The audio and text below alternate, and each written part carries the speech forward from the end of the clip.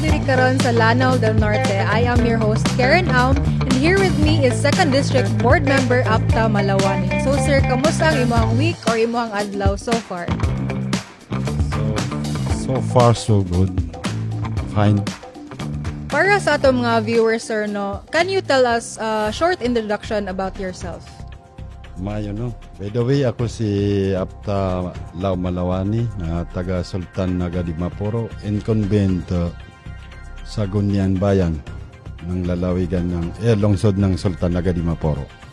You are running for 2nd District Board Member, sir, no? Unsa ang rason nganong nidagan ka karon nga elections? Mayo, no? By the way, nagdagan ko board member karong 2025 election tungod sa akong plano makapagserbisyo sa katawhan diri sa lungsod sa lalawigan ng Lanao del Norte as a public servant pod sa among lungsod sa Sultan Naga di Maporo. You are teamed up with Team Quebranza de Maporo, sir, no? Unsay imong pagtan-aw ang imuhang contribution sa ilahang tandem?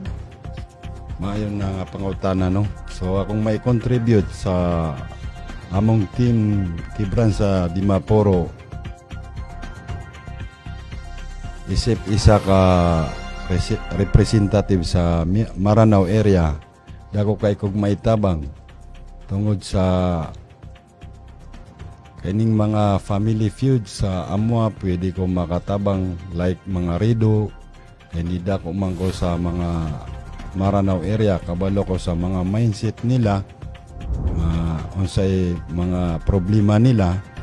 So dako na kay kog contribution na maitabang na sa ilaha, ma-explain sa ilaha kung unsa ka importante ang peace, unity, kay dion na mo magin ang development. So dako kay kog contribution maitabang tungod sa akong mga family kay taga Bukid, taga Maranao area.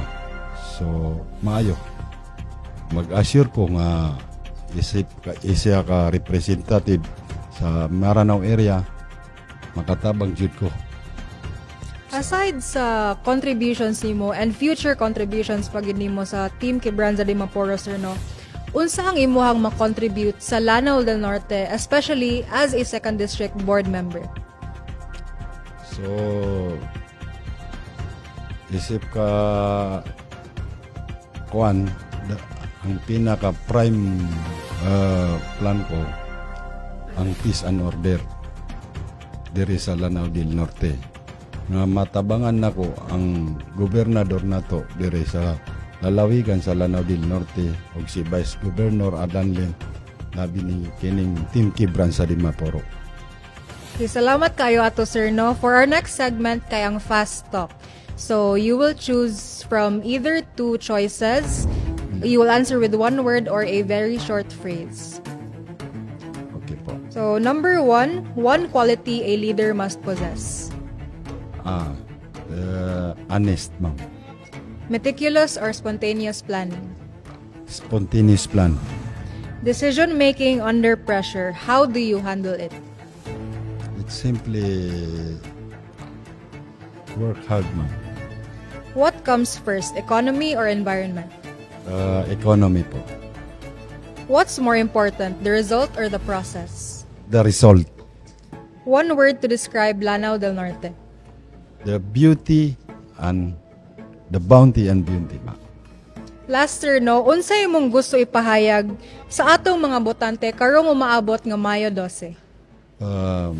Ako si Apta Malawani na ningdagan og board member dinhi sa lungsod sa Lanao del Norte, 2nd District.